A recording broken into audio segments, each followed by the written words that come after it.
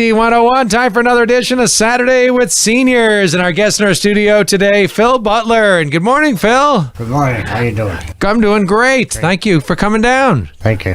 I've known you now for, I don't know how many years. We used to do the walks in the Blossburg Island Park, and you were always a faster walker than me, which amazed me because, well, you don't seem to slow down with age. Well, there's nothing to slow down for. Just keep on going, right? Too much going. So how old are you, Phil?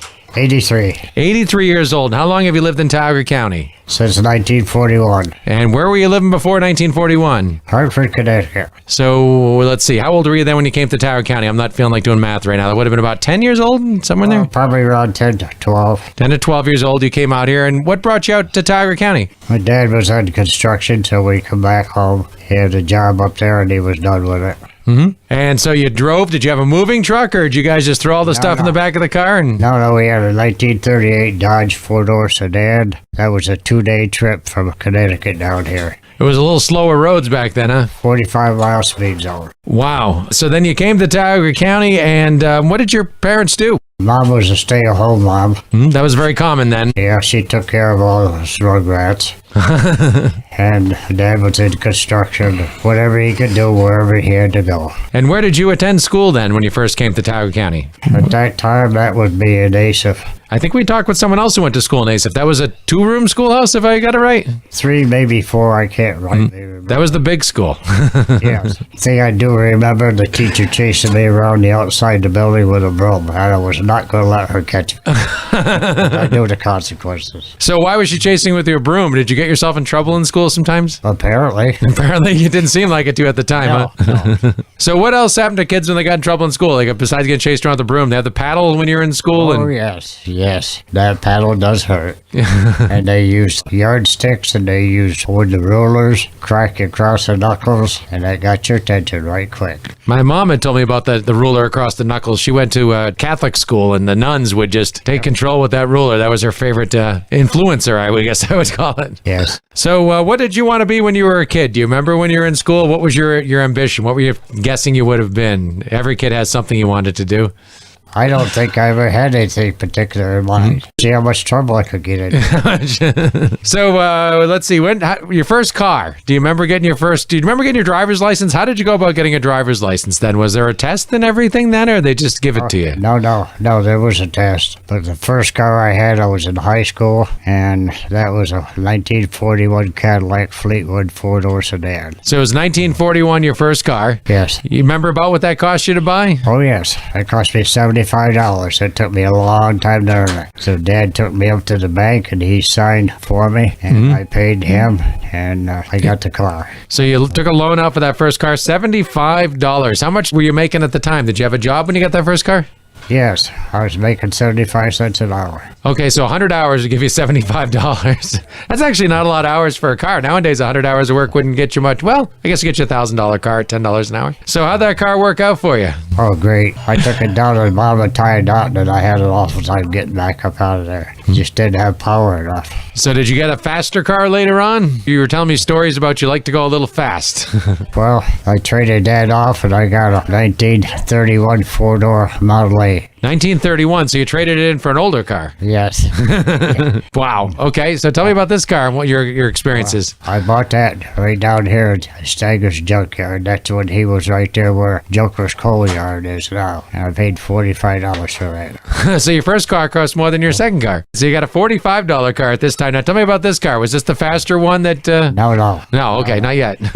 Later on, I was working over a large machine shop in Covington, and I used to run the old Model A back and forth. I'd go cross country because I took the license plates off of another car, took the inspection sticker off another car, and that's what I used. Okay, it's past the statute of limitations, so don't go after them. Yep. So they inspected cars back then. I didn't realize that they did car inspections that long ago. Oh, yeah. Wow. So you worked in a machine shop in Covington, and let's kind of stick with when you were a kid. What were some of the things you enjoyed doing as a kid? I mean, obviously, I don't think you had a TV, right, as a kid? No. You probably didn't have a phone in your house as a kid. My grandparents did. Yeah. The old crank job on the wall. 3 rings or 4 rings, and that would be your The party line that would go Yes. down. Yes. Yep. And you pick it up and hold to your ear and talking to Mike. Yeah. So no TV, no phone in your house when you were as a kid. So how did kids keep themselves entertained in the 1940s? We played a lot of marbles and played a lot of baseball and go down that creek and build a fire and roast field corn. Uh-huh. Do you remember going into town to do things? Like, did you go to the movies as a kid or out to eat ever, or was that not something you did too much? Yes. When they lived over in Gage, we went to Gilton Theater a couple of times, and I thought that was kind of neat because you were upstairs to the balcony right off the street. Yep, that all burned down right on Main Street. The theater used to, you'd enter on the balcony. I did hear about that. I never talked to anybody who actually went there, but I did hear about that. Yes. Like I say, we played a lot of baseball. My sister, she was a great ball player, too. She broke up all my baseball bats, and I'll never get replaced. We done a lot. We just played together and done whatever we could to entertain ourselves. Were you required to do chores as a kid? Oh, yes. Well, everybody had their own chores to do, and you didn't do anything else until the chores was done. And how about indoor plumbing? When did that come into your life? You remember the outhouse, I guess. Let's just yes. stick with that. Oh, So, yes. Yes. fond memories of the outhouse, or was it was plumbing the best invention ever? One of them we had 3 holders, so you did have to wait in line. But most of them was only a single holder. No 2-story outhouses, right? I heard those weren't a good idea. If it was, I'd be up on top. Yeah. So you mentioned where you bought your car, where Joker's Coal is now. Do you remember some of the other businesses that were in town as a kid that your parents would come shop to? Like, did they come to Dunham's back then, or Paxson's, or any of those places? We went to the Paxton's 5 and 10. Yep. We shopped in there a lot. In fact, my wife later, after we was married, she ended up working for him for several years. That's where Timeless Destination is now, for those that aren't aware. About 15, 20 years ago, that was a 5 and dime. Ben Franklin then, but back before that, the 5 and dime. And on this end of Main Street, there was a grocery store about where Garrison's is now. Yep. Right there. Where Garrison's is now used to be the fire department. If you the old pictures, there used to be fire doors right there coming out. Again, I've never seen it. I'm just going by what I've seen in pictures. Yeah. Well, after we started growing up and going into different schools, we went to school out in Thumptown. There was a school in Thumptown. Yes. That's up by the Yellow Basket shop out that way. Back this way, because we used to live out 2 houses this side of the basket shop. We walked to school every day, Uh-huh. year round, and in winter time there's nothing but the tracks where the milk truck went to. That's what we would walk in, the tracks. I talked with someone who lived out there, and they said that back in the 1940s, there would only be about a couple cars a day that would take that road. The whole family would run over to look out the window to see what was coming by, because it was a special treat to see a car. Yep, especially a snowplow. Everybody run to the window to watch a snowplow come through. That was a 1-room schoolhouse. They tore it down. I think there's a log cabin there now. And I went to school. That building is still there across from the golf course. That was a 1-room schoolhouse. Across from the country club, huh? Yes. I'm learning a lot of stuff that I didn't know was there. There was so many little 1-room schoolhouses in Tioga County. Yeah, I've been to 3 of them. 2 of them in Tioga County and 1 in Christian Hollow. I think that was in New York State. I can't say for sure because it was right on the border. Yeah. How did you get to and from school? Was there the school buses as we know them today, or was it a different way to get to school? Or did you walk uphill both ways? Yes, yes. We walked most of the time. Now, when I went to school out here by the golf course, we lived over the other end of 660. Well, there used to be a root beer stand over there, outdoor theater. Besides the Y Drive-In, there was another outdoor theater. Oh, yes. I did not know that. When was that here, and when did that go away? Do you remember much details? Well, I can't tell you what year it'd be, because I was probably 14, 16, probably closer to 14. Yeah. Because I went out of the house one morning to go to the outhouse, and 2 dogs got me. Oh. So I didn't go to school that day. Dad took me to the hospital. I got 3 stitches in one leg and Band-Aids on the other leg. Ooh. So, yeah, that used to be a big drive-in. They had a buyer's root beer stand right there. Very interesting. I'll tell you what, we're going to be right back in just a few minutes. We're talking with Phil Butler and about early life in Tioga County. It's Saturday with Seniors here on KC 101, and we're back Saturday with Seniors, and we have Phil Butler joining us here. Grew up, spent most of about 11 years old. He said he moved to Tioga County. And let's talk about your high school years. Tell me about high school. I went to grade school over here where the old home senior center is now. There used to be a schoolhouse. And then I went to Rockwell Butler up here, and then from there I went to the senior high school, where it is now. And I quit in the 10th grade. I never did finish it. When I got in the Army, I got my GED. Through the Army. So did you go right into the Army out of high school? Right after I got out of school, yeah. Yep. What branch of the military did you serve in? I went in the Army all the way. I started out in the National Guard down here at the Wellsboro Armory. Were you deployed anywhere while you were in your service? 1962, we was deployed to Fort Polk, Louisiana, and that was for the Cuban crisis. Which was a scary time, but luckily didn't turn into... It turned out okay. Yep. How long you been married? Your wife, Yvonne, wonderful lady. What year did you guys get married? 1958. 1958. And was she from Tioga County, or did she come here? You met her here, I assume? No, she was born in Buffalo, New York, and her dad was on construction, too. But all of her grandparents live right here in the county. So then we moved back here, or they did. And how's your wife doing? I haven't seen her in a little bit, but she's still doing well? Oh, yes. She's still running the roost. You kind of jokingly, when I asked you to do this program, you were a little hesitant, but your wife said what? She said, yes, you will. So here I am. That's how marriages last this long, right? Is that part of the secret to compromise? That's part of it. It's not an easy road. You got to work for it. So you've been married now for how many? Let's see, that's almost 70 years? 63 years, I believe. So, okay, my math was a little off. 63 years. And you live up by the hogbacks up there, as they call them now. No. I thought you lived up that way, or you used to live up that way. We live in Middlebury Center. Okay. Almost into Holiday. All right. Do you remember back the hogbacks when there were celery fields and all that there? And yes. Can you tell me about that? I've heard there was celery there, and that's all I know. Well, my brother-in-law, his dad owned a lot of that field down there. And over on the back side of that marsh is the remains of cabins, and that's where all the employees lived. They come up from down south and worked up here all summer in the celery fields. Very interesting. I'd heard that there were migrant workers. Yes. And so celery was raised in Tioga County, and then from what I understand, at one point DEP or somebody said, hey, we can't just keep damming off the land here. I don't know why it went out, but I know it did. I wouldn't be a bit surprised by what they did put their foot down. Yeah. So you've probably seen a lot of things change over the years with environmental type things. Yes, there's a lot of it. So you did some other work along the way. You're showing me some photo album. We have some of these pictures up again. If you watch this on our YouTube channel, of you're working on a pipeline. That's something you did a lot of your career in your lifetime. Yes, I used to started over in Whitefield,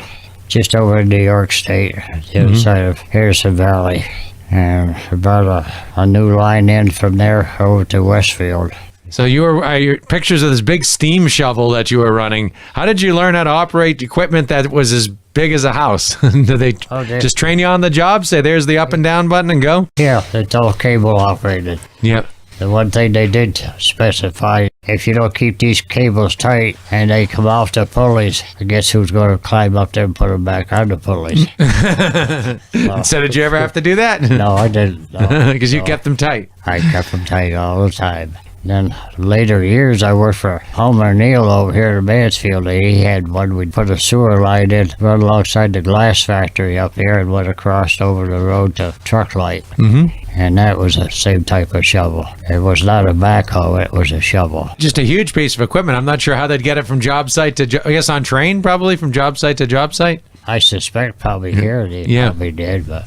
You remember when the railroads were everywhere around here, not just one little piece of track that comes to Wellsboro? Oh, yes. They had train tracks going from Wellsboro to Gilton and from up through Mansfield to Antrim.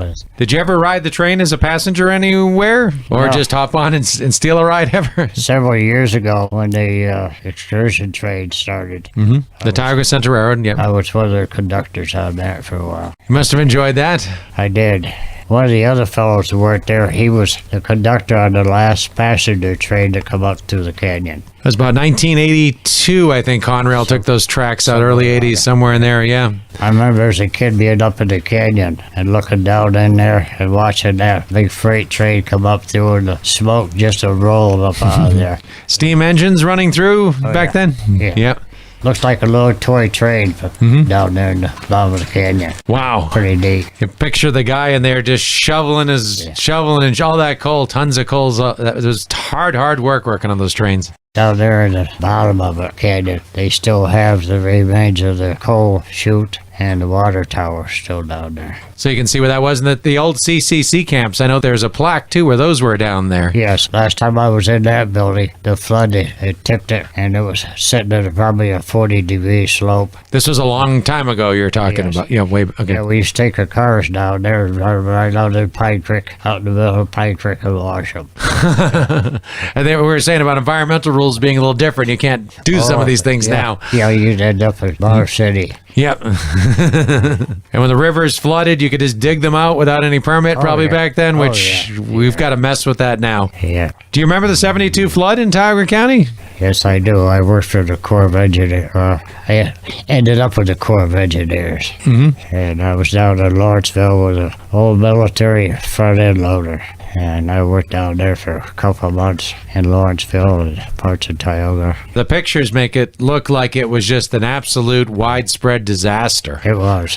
Yeah, I loaded several houses in trucks with that loader. It was a mess. House trailers laying on their sides and houses off the foundation. Yeah, I remember seeing pictures of a guy in a boat underneath the red light, holding onto the red light right there on Main Street. I was that deep right there. Wow. And then later on, the reservoirs were built, and to prevent the floods after that, that kind of showed the need for those. Yes, that was a lot of goings on there. Any other memories of major things that happened in Tioga County that pop into your head? Well, I see a lot of businesses that we used to have. They went out. I worked at a lot of them. What were a few of the ones that you remember? Well, in the morning going to school, I would go down there to the hotel right here in the corner. The Lamplighter? It was called later on. The one that was on Central in Maine? Yeah, but before that, it was a Parkview Hotel. Danny Jameson owned it. And I worked for him on mornings. I'd stop in there, clean the bar, the whole bar room, clean that, and then go to school. And on the way home from school, I stopped down the Ford garage. That was Callahan's Ford. And I would go in there and wash cars until 8, 9 o'clock that night. And then go on home and next day do it all over again.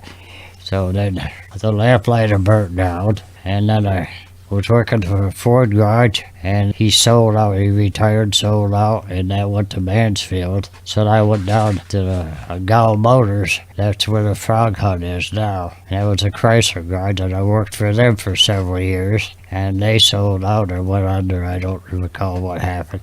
So I went over to the Chevy garage over here. That was Evans Chevy, and that's where Denny Electric is now. And I worked for them until they sold out. So every place you work for is sold out or closed. I'm not going to ask, but... no, maybe especially that. I don't know what really happened. But so from there, I went down to where the AAA office is now. They used to be in Sinclair gas station there.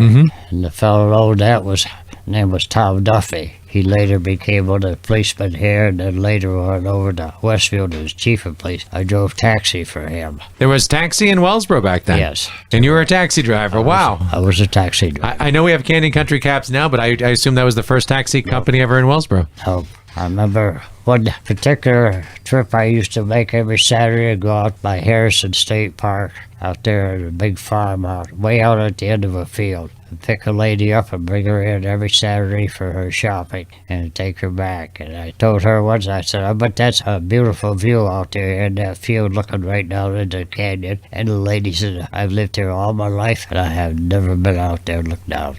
Can you imagine? Sometimes you don't look at what's in your own backyard, I guess. Yeah.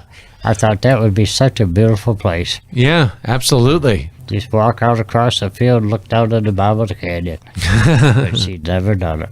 Wow. So, yeah, I've been here, been there, done this, done that. Been all over the place. And last I knew, you were a crossing guard. You were still employed. Are you still doing that work? Yes, I retired 3 times and I got this job. So You're not very good at retiring. So after 3 times retiring, you're now a crossing guard in Wellsboro. Yes. Over by Kiko's at the light over there. Yes, and I enjoy every day of it. And the kids have been wonderful. You shared a couple stories with me before, like on Veterans Day when that kid stopped by to talk to you. Yeah, there's several really nice kids. I mean, some of these kids you'd be real proud to have as your own kid, you know? Mm-hmm. Very polite, and they always thank you and good morning or whatever. Mm-hmm. Yeah. It's, it all comes from somewhere, and it takes a good parenting to have good, to have that kind. They learn it. Some of these kids have excellent parents. Mm-hmm. They have to have. Yep. So here you are, still working, and you're not slowing down. So what is your secret to staying young? I mean, some people your age are not still working. Obviously, you're way above and beyond what a lot of people are still doing at your age. Several years ago, when I did retire from Walmart, they said, "Oh, you don't want to retire; you get bored." Well, I'm still waiting for that to happen. Yeah. And I left there in 2012 after 16 years. No, I put 18 years in over there. Yeah. Well, I appreciate you sharing your story with us here. Is there anything else you want to share before we wrap things up? Words of wisdom? No, I don't have any of that. Just be yourself and enjoy your life. Someday it's going to end. Yep. So enjoy every minute of it. And thank you so much for your time. Phil Butler joining us here on Saturday with Seniors on KC.